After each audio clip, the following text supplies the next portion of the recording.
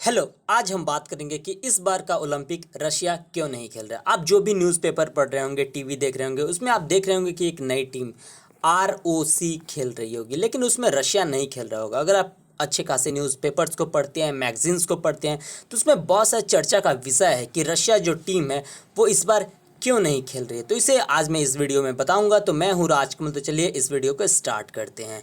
तो यहाँ पर द प्रिंट का एक आर्टिकल छपता है कि there is no Russia at the Olympics but its athletes at the winning medals in Tokyo. जैसे कि रशिया तो बिल्कुल भी ओलंपिक में नहीं खेल रहा है, लेकिन उसके एथलीट जो हैं वो वहाँ पर मेडल जीत रहे हैं। तो ये कैसे संभव है? तो चलिए इसके बारे में हम बात करते हैं। और सबसे पहले हम बात कर लेते हैं रशिया और ओलंपिक्स के रिश्ता के बारे में। तो देखिए, रशिया और ओलंपिक का रिश्ता कभी अच्छा नहीं रहा। हमेशा मतलब आप बोल सकते हैं ऐसा अप एंड डाउन्स वाला रिश्ता रहा। हमेशा खटास वाली रिश्ता रही है, कभी भी मिठास वाली रिश्ता रशिया और ओलंपिक्स में बिल्कुल नहीं रही है। तो रशिया जो होता है वो अपना सबसे पहले, अगर आपको पता है कि ओलंपिक सबसे पहले स्टार्ट हुआ था 1896 में, एथेंस में स्टार्ट हुआ था, ग्रीक में। तो रशिया सबसे पहले 1900 जो ओलंपिक होता है, पेरिस ओलंपिक, उसमें एंट्री लेता है। तो 1900 से 1912 तक वो ओलंपिक खेलता है। मीन्स 3 ओलंपिक, 1900, फिर 1904, फिर 1908 और फिर 1912, मीन्स 4 ओलंपिक खेलता है as a part of Russian empire. Means tsarist rule के अंतर्गत वो खेलता है। उसके बाद से वहाँ पर सोवियत यूनियन आ जाता है, कम्युनिस्ट पार्टी आ जाती है। तो 1920 से लेकर के और 1948 तक वो एक भी ओलंपिक नहीं खेलता है। इस बीच वहाँ पर 2 ओलंपिक कैंसिल भी हो जाता है क्योंकि वर्ल्ड वार के चलते। तो बिल्कुल भी वो पार्टिसिपेट नहीं करता है। मीन्स सोच लीजिए कि 48 साल, सॉरी 28 ईयर्स वहाँ पर बिल्कुल भी नहीं खेला जाता है ओलंपिक, सोचिए। उसके बाद से 1952 से लेकर के 1988 तक as a part of Soviet Union के तौर पर, यानी यूएसएसआर के तौर पर, वो एंट्री लेता है ये ओलंपिक में और बहुत ही शानदार परफॉर्मेंस अपना देता है। हालांकि इस बीच में बता दूं 1984 का ओलंपिक वो बॉयकॉट कर देता है, वो नहीं खेलते क्योंकि वो यूएस में होता है, इसलिए। उसके बारे में आगे हम चर्चा करेंगे कि वो उसकी पॉलिटिक्स क्या थी। और फिर 1992 से लेकर के 2016 तक वो, जैसे रियो ओलंपिक्स तक, वो as a part of national team, means as a Russian team के तौर पर वो खेल रही है। 1992 मीन्स बार्सिलोना ओलंपिक और 2016 मीन्स रियो ओलंपिक, जो कि ब्राज़ील में हुआ था। तो एज अ राष्ट्रीय टीम के तौर पर खेली थी, जैसे कि हमारी भारतीय टीम ओलंपिक में गई है। लेकिन इस बार 2020 जो टोक्यो ओलंपिक हो रहा है, तो वहाँ पर ऐसा क्या प्रॉब्लम है? यहाँ पर मैं आपको स्पष्ट कर देना चाहता हूँ कि 2021 में ओलंपिक हो रहा है, लेकिन इसे मैं हमेशा बोलूँगा 2020 ओलंपिक्स, क्योंकि 2020 में ओलंपिक होने वाला था। लेकिन ये 2020 नहीं बल्कि 2021 में हो रहा है, क्योंकि 2020 में कोरोना के चलते इसे पोस्टपोन्ड, 1 साल के लिए पोस्टपोन्ड कर दिया था। इसलिए मैं इसे हमेशा 2020 ही बोलूँगा, इसलिए आप इसे ध्यान रखिएगा।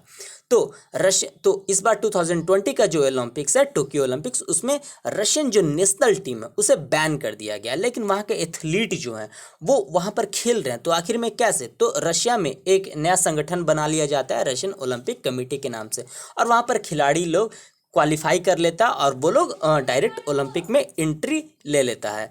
तो वो ऐसा नहीं होता है कि वो जो खिलाड़ी होते हैं रशियन ओलंपिक कमेटी के, वो ऐसा अपने नेशनल फ्लैग को लेकर जाते हैं और पूरे टोक्यो में लहराते हैं। ऐसा बिल्कुल नहीं होता। आप बैन, रशिया बैन है, तो उसका जो फ्लैग है, उसका नेशनल एंथम है, बिल्कुल भी उसका प्रयोग बिल्कुल नहीं किया जाएगा। तो वहाँ पर ये फ्लैग का उपयोग, जो कि रशिया के खिलाड़ी हैं वो इस फ्लैग का उपयोग कर रहे हैं।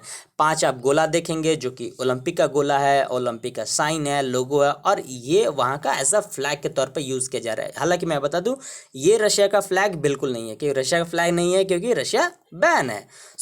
रशिया के जो खिलाड़ी हैं वो आरओसी के नाम पर, यानी रशियन ओलंपिक कमेटी के तौर पर वहाँ पर क्वालिफाई किया, एज अ खेल रहे, एज अ रशिया के तौर पर नहीं। और वहाँ उसके अगर आप देखिएगा फ्लैग, वो भी इसमें रशियन ओलंपिक कमेटी का ही साइन, लोगो दिखाई दे रहा है फ्लैग में, लेकिन वहाँ पर रशिया का फ्लैग बिल्कुल नहीं दिखाई दे रहा है। अगर आप भारत का देखेंगे तो यहाँ पर इंडिया लिखा रहेगा और यहाँ पर भारत का हमारा तिरंगा लहराएगा, लेकिन यहाँ पर उस परिप्रेक्ष्य में बिल्कुल भी नहीं है। तो यहाँ पर हम बात करेंगे कि आखिर में जो 2020 का जो ओलंपिक्स हो रहा है, टोक्यो ओलंपिक्स, वहाँ पर ऐसा क्या हुआ कि मतलब रशिया को बोल दिया कि नहीं, आप बिल्कुल अलाउ नहीं है, आप इस ओलंपिक में बिल्कुल नहीं खेलेंगे।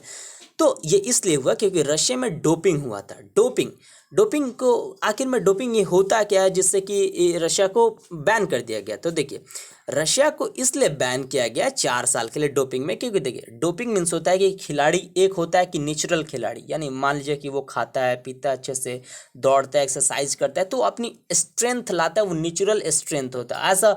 और वो जो मुकाबला करता है, मान लीजिए कि अगर कोई जिम्नास्टिक्स में है, स्विमिंग में है, फिर से रनिंग में है, तो वो ऐसा नेचुरल जो स्टेमिना है उससे मुकाबला करता है। लेकिन अगर डोपिंग में हो जाता है कि कुछ आप ड्रग्स लेते हैं, कुछ आप दवाई लेते हैं, कुछ आप इंजेक्शंस ले लेते हैं, जिससे आपके पास एक्स्ट्रा स्टेमिना आ जाता है, जिससे आप मतलब कि वो आप डोपिंग लेते हैं मीन्स आपके जो प्रतिद्वंदी खिलाड़ी हैं, आपके जो अगेंस्ट में जो खिलाड़ी खेल रहे हैं, आप उनसे बराबर, बल्कि आप ये बेईमानी कर रहे हैं, क्योंकि आप एक्स्ट्रा डोजेस लिए हुए हैं, एक्स्ट्रा इंजेक्शंस लिए हुए हैं, और आप उनके साथ बराबरी ऐसा नहीं खेल रहे हैं, आप बिल्कुल भी इंजेक्शंस के साथ खेल रहे हैं। तो इसी को जांच करने के लिए एक पूरे विश्व में एक संस्था बनी हुई है जिसका नाम है वाडा, WADA। ये वर्ल्ड एंटी डोपिंग एजेंसी है। जैसे हमारे भारत में भी देखेगा तो नाडा मिलेगा, नेशनल एंटी डोपिंग एजेंसी। ये हर ओलंपिक में जाने वाले खिलाड़ी का जांच करता है और अपना रिपोर्ट वाडा को भेजता है, और वाडा भी हमारे जो भी भारतीय खिलाड़ी हैं उनका टेस्ट करता है, तभी वो ग्रीन सिग्नल देता है कि आप ओलंपिक में खेल सकते हैं, पार्टिसिपेट कर सकते हैं। तो यहाँ पर जांच, रशिया के खिलाड़ी पर काफ़ी आरोप लगता था, तो यहाँ पर जो ओलंपिक कमेटी है उसने एक बहुत बड़ा एक जाँच कमेटी बनाया, जिसमें पाया गया कि रशिया जो है वो पूरी तरीके से हेर फेर कर रहा है। अपने जो भी खिलाड़ी हैं उनको उनके जो भी जांच हो रहा है उनमें काफ़ी हेरफेर कर रहा है, और उनको as a state, as a Russian state उनको इंजेक्शंस प्रोवाइड करा रहा है, ड्रग्स प्रोवाइड करा रहा है। नहीं तो बहुत सारे मामलों में होता है कि कोई एक इंडिविजुअल जो एथलेटिक्स है वो भी खुद से अगर कोई ड्रग्स लेता है खेलने से पहले, इससे कि वो दौड़ पाता है, तो एज अ इंडिविजुअल बैन होता है। लेकिन यहाँ पर तो एज अ रशियन स्टेट ही उसका हेल्प कर रहा था, इसलिए रशिया को ही बैन कर दिया गया। तो मुझे लगता है कि आपको ये पूरा मैटर समझ में आ गया होगा, जिससे कि उस पर सबसे पहले 6-7 साल की बैन लगी थी, बाद में उसे घटाकर 2022 तक का बैन लगा दिया गया, मीन्स 4 साल तक, जिसके बीच में उसे टोक्यो ओलंपिक आ गया, तो टोक्यो ओलंपिक से भी उसे दूर रहना पड़ा। लेकिन मैं बता दूं कि रशिया जो है, रशिया का और ओलंपिक का रिश्ता थोड़ा खटास भरा रहा है, लेकिन उसने बहुत शानदार परफॉर्मेंस किया। उसने 195 गोल्ड जीता है, 165 सिल्वर, 187 ब्रॉन्ज और 547 टोटल मेडल जीता है। ऐसे समर ओलंपिक्स उसने हिस्सा लिया है। अगर आप रशियन फेडरेशन के बारे में मैं बात कर रहा हूँ, सोवियत यूनियन और रशियन एम्पायर के बारे में नहीं, तो वो 1996 का ओलंपिक खेलता है, 2000, 2004, 8, 12 और 16 लास्ट ओलंपिक उसने रियो ओलंपिक खेला था, और एज अ विंटर ओलंपिक खेलता है 1994, 1998, 2002, 2006, 2010, 2014 का जो ओलंपिक है एज अ सोची ओलंपिक, वो वहीं होस्ट किया था, रशिया होस्ट किया था। और 2018 का ओलंपिक जो कि हुआ था इंचियोन ओलंपिक, जो कि सियोल में हुआ था, जो कि साउथ कोरिया में, वहाँ पर उसे बिल्कुल भी बैन का सामना करना पड़ा था, मीन्स वहाँ से वो बाहर कर दिया गया था, और 2022 के ओलंपिक अब वो खेलेगा। तो मैं बता दूं कि रशिया ने होस्ट भी किया है 2 ओलंपिक्स को, 1980 समर ओलंपिक्स मॉस्को में, जिसे मैं बता दूं कि वेस्टर्न कंट्री जो थे वो बैन किए थे, इसलिए वहाँ पर पार्टिसिपेटिंग जो नेशन थे वो मात्र 80 थे। जैसे वेस्टर्न फ्रेंड्स, जैसे वेस्टर्न कंट्री जैसे US, UK, फ्रांस, जर्मनी इसमें पार्टिसिपेट नहीं किए थे, इसलिए आपको यहाँ पर 80 कंट्री ही नज़र आ रहा है। और 2014 का विंटर ओलंपिक्स भी इसने सोची, रशियन फेडरेशन, अभी तक ओलंपिक के इतिहास में देखा जाए समर ओलंपिक्स या विंटर ओलंपिक्स में सबसे महंगा ये ओलंपिक्स है। इस पर रशिया ने $50 बिलियन खर्च किया था। हालांकि इस टोक्यो ओलंपिक में मैं बता दूं जापान ने $15 बिलियन का खर्च किया। तो और इस ओलंपिक में जो सोची ओलंपिक हुआ था विंटर ओलंपिक, इसमें 88 कंट्री ही इसलिए पार्टिसिपेट किए थे क्योंकि ये जो विंटर ओलंपिक होता है, विंटर ओलंपिक खासकर वैसे जगह पर जो ठंडे प्रदेश और यहाँ पर एज अ ठंडी से जुड़ा हुआ खेल ही खेला जाता है। इसलिए बहुत ऐसे अफ्रीका का नेशन है, वहाँ पर बर्फ़ नहीं गिरता है, वहाँ के खिलाड़ी को अनुभव ही नहीं होता है कि कैसे विंटर ओलंपिक्स विंटर के माहौल में खेला जाता है, तो वैसे कंट्री बिल्कुल भी पार्टिसिपेट नहीं कर सकते हैं। तो यहाँ पर आप देखेंगे तो साउथ ईस्ट एशिया के कंट्री पर ही पार्टिसिपेट करते हैं और यूरोप की कंट्री ही पार्टिसिपेट कर पाते हैं। मैं बता दूं कि लास्ट जो ओलंपिक हुआ था रियो डी जनेरियो, जिसमें रशिया के 282 जो कि एथलेटिक्स गए थे, और यहाँ पर वो एज अ 4th रैंक पर था। रशिया 19 गोल्ड मेडल जीता था, 17 सिल्वर मेडल और 20 ब्रॉन्ज मेडल, टोटल 56 मेडल जीता था। हालांकि इसमें मैं बता दूं इंडिया ने मात्र एक सिल्वर मेडल पीवी सिंधु और एक ब्रॉन्ज मेडल साक्षी मलिक का जीता था। आप इसे समझ सकते हैं कि इंडिया एंड रशिया का ओलंपिक में जो मेडल टैली है कितना फर्क है।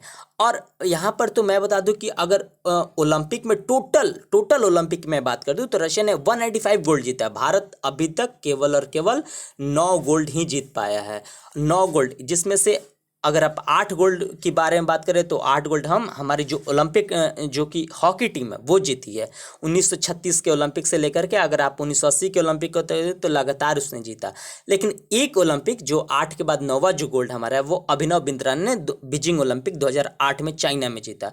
और मैं बता दूं कि हम लोगों ने टोटल रशिया ने यहाँ पर 547 मेडल जीता है, गोल्ड सिल्वर ब्रॉन्ज टोटल मिलाकर, और इंडिया अभी तक 28 मेडल ही जीत पाया। इसी से आप समझ सकते हैं कि इंडिया कितना ओलंपिक में पीछे है। और इस ओलंपिक के बारे में भी बात कर ले जो अभी करंट हो रहा है। जब से मैं वीडियो ये बना रहा हूँ तब तक का ये एनालिसिस ये बढ़ भी सकता है। तो चाइना अभी तक 20 गोल्ड जीत चुका है, 12 सिल्वर और 12 ब्रॉन्ज, टोटल 44। हालांकि रशिया के बारे में बात कर ले तो रशिया नहीं बल्कि रशियन ओलंपिक कमेटी। तो रशियन ओलंपिक कमेटी इस ओलंपिक में भी 4th रैंक पर है, 10 गोल्ड के साथ 15 सिल्वर 11 ब्रॉन्ज, कुल 36 मेडल वो अभी तक जीत चुका है। ये 8वां दिन है। और इंडिया जो है वो 54th रैंक पर है और मात्र सिल्वर मेडल जीत पाया है, और वो भी सिल्वर मेडल मीराबाई चानू का है। सो आप इसे समझ सकते हैं कि इंडिया अभी ओलंपिक में बहुत पीछे, इंडिया को बहुत मेहनत करना पड़ेगा। So thanks. आपको मेरा वीडियो कैसा लगा आप मुझे कमेंट करके बता सकते हैं। अगर और इस वीडियो का PDF लिंक मैंने डिस्क्रिप्शन बॉक्स में दिया है। So thanks.